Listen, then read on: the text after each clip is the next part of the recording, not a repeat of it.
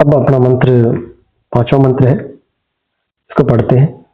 अंधम तम प्रविशन्ति ये अविद्यामुपासते ततो भूय इव ते तमो ये उ विद्यायाम रता।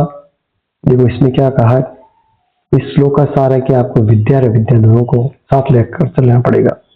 अविद्या का अर्थ बताया, आपको पहले ही बताया था, ये व्यवहारिक ज्ञान है, और अविद्या और विद्या का मतलब होता है पारलौकिक ज्ञान। इसका अन्वय के साथ हिंदी में भी देखते हैं।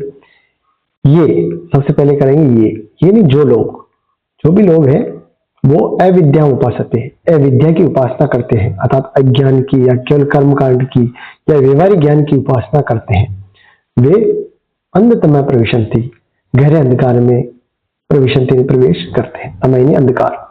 और जो लोग विद्याम रता, और जो विद्या में रत रहता अर्थात केवल ज्ञान में रत रहता है या आध्यात्मिक ज्ञान में रत रहता है, वे भूय तमय, भूय ने और अत्यधिक और गहरे, तमयनी अंधकार में प्रवेश करते हैं।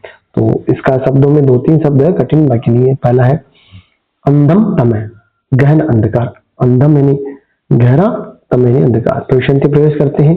ये जो अविद्याम का बताया, अज्ञान भी है इसका, बाद में आपको व्यवहारिक ज्ञान, कर्म या भौतिक ज्ञान, उपासना करते हैं। विद्याम यानी आध्यात्मिक ज्ञान, और रता यानी लगे हुए या लीन हुए, भूय यानी और अधिक, और तमय यानी अंधकार। अब इसका अर्थ देखते हैं क्या है। इसका अर्थ है कि जो लोग अविद्या अर्थात अज्ञान या कर्मकांड की उपासना करते हैं, वे अंधकार में प्रवेश करते हैं, वे तो अंधकार में प्रवेश करते हैं। और जो लोग के विद्या यानी आध्यात्मिक ज्ञान में लगे रहते हैं, वे उससे भी गहरे अंधकार में पड़ते हैं। इसका भावार्थ जो मेन है, इसका सारांश क्या दे रहा है, इस सारांश को आप थोड़ा समझ में नहीं आ रहा है कि भाई विद्या और अविद्या दोनों के बारे में क्यों, इसमें यह बताया जा रहा है कि दोनों को संतुलन रखना जरूरी है। तो इसका भावार्थ आप निकले, बहुत अच्छा है। तो यह श्लोक सिखाता है कि न तो केवल धर्म या कर्म अविद्या ही पर्याप्त है, और न केवल ज्ञान या विद्या ही, बल्कि दोनों का समन्वय आवश्यक। जो लोग भौतिक कर्मों में लिप्त रहते हैं वे ज्ञान में रहते हैं, और जो लोग केवल ज्ञान का अहंकार रखते हैं और कर्म नहीं करते हैं, वे भी आध्यात्मिक अंधकार में गिर जाते हैं। सच्चा मार्ग है विद्या अविद्या दोनों का संतुलन जरूरी है। अब पढ़ते हैं छठा श्लोक। इसमें विद्या और अविद्या दोनों के महत्व का गूढ़ अर्थ बताया गया कि विद्या का क्या प्रतिफल होता है और अविद्या का क्या लाभ होता है। पहले श्लोक को पढ़ते हैं, छठे नंबर को। अन्य देवाहुर्विद्या अन्य दाहुर्विद्या इति सुश्रुम धीराणाम येन तद्विचिक्षिरे। अब देखते हैं इसमें अन्वय कहां पे आती है। इसमें सबसे पहले संधि विच्छेद देखते हैं।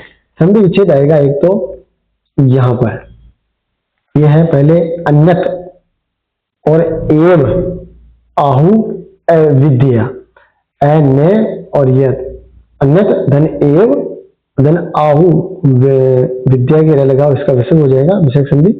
दूसरा है अन्यत, इसमें भी अन्यत, फिर आहु और इस रे का विसर्ग हो जाएगा, और अविद्या।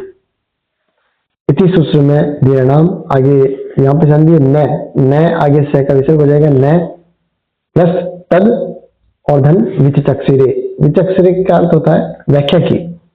तो सबसे पहले अन्वय देखते हैं, अन्वय के साथ इसका हिंदी देखते हैं कि विद्या अन्यत एव आहु। विद्या का अपन ने अर्थ पढ़ा था। विद्या का अर्थ होता है कि पारलौकिक ज्ञान, उसका जो फल है अन्यत एव आहु, दूसरा एवं ही कहा गया है। तो विद्या का फल अन्य कहा गया है, और अविद्या अन्यत आहु।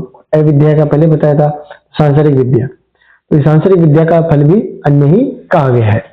इति धीराणाम सुश्रुम, इति इस प्रकार, धीराणाम यानी विद्वानों ने, पंडितों ने, सुश्रुम यानी सुना, इस प्रकार से पंडितों ने, जो विद्वानों ने सुना, ये जिन्होंने, किन्होंने, उन पंडितों ने, न हमारे लिए तद विचक्षिरे, तद यानी उसकी, विचक्षिरे उसकी व्याख्या की, जो उन्होंने सुना उसके बारे में उन्होंने हमारे लिए उसकी व्याख्या की। अब इसमें जो कठिन शब्द है उसका देखते हैं कि एक तो है अविद्या अज्ञान, या कर्म कांड। विद्या यानी आत्मज्ञान, अवनी कहते हैं अन्यत यानी भिन्न भिन्न अलग अलग, इति सुश्रुम है ऐसा सुना।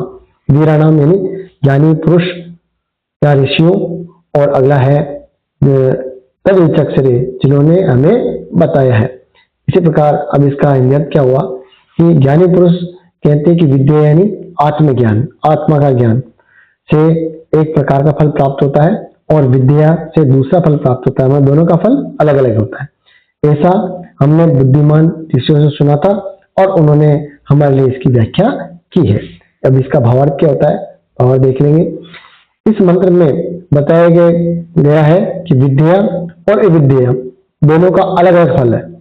अविद्या का अर्थ आपको पहले बताया, सांसारिक कर्म, सामाजिक कर्तव्य से मनुष्य संसार में सुखपूर्वक जीवन जीता है, और विद्या यानी आत्मज्ञान, आत्मा का ज्ञान या आध्यात्मिक ज्ञान से वह मोक्ष प्राप्त करता है।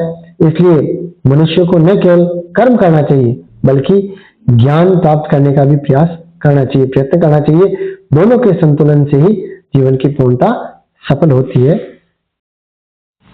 अब पढ़ते हैं इस पाठ का अंतिम श्लोक। इस श्लोक में क्या बताया, अपने जो पाठ का नाम है विद्या अमृतम अश्नुते, ये इसी श्लोक से लिया गया है। यहाँ पे लिखा हुआ विद्या अमृतम अश्नुते।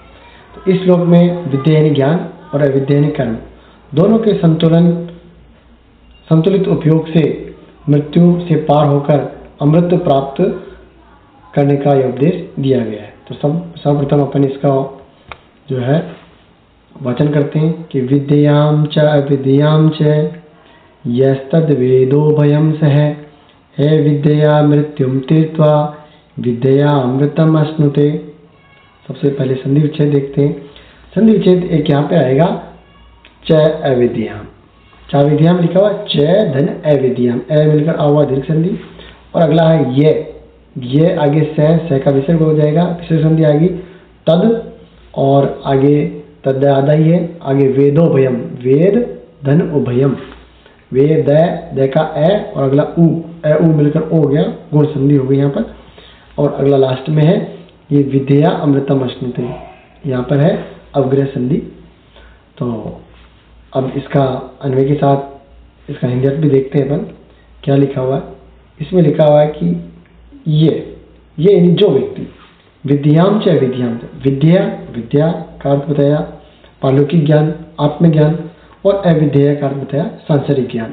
इन दोनों को उभयम सह वेद है, उभयम में दोनों को एक साथ जानता है। सह यानी वह व्यक्ति कौन, जो विद्या अविद्या को दोनों को एक साथ जानता है। तो वो क्या करता है, अविद्या के द्वारा मृत्युम तीर्थवा, मृत्यु को पार करके, और विद्या यानी विद्या के द्वारा, आत्मज्ञान के द्वारा अमृतम अश्नुते, अमृतत्व को प्राप्त करता है, मोक्ष को प्राप्त करता है।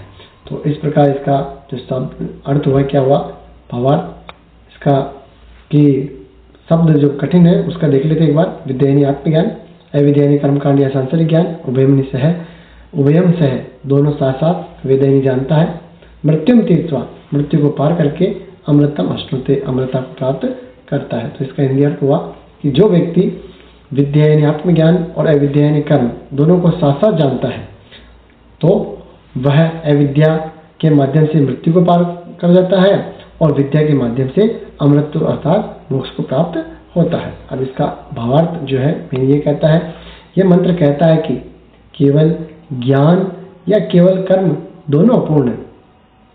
अविद्या यानी कर्म से जीवन का पोषण और संसार का निर्वाह होता है, जबकि विद्या यानी ज्ञान से मोक्ष की प्राप्ति होती है। इसलिए मनुष्य को इन दोनों का समन्वय करना चाहिए। कर्म करते हुए ज्ञान की भावना रखना ही सच्चा जीवन का मार्ग है। तो इस प्रकार से हमने देखा कि हमारे श्लोकों का सभी का हिंदी अर्थ हो गया है। आप एक दो बार और पढ़ना, बहुत सरल है। धन्यवाद।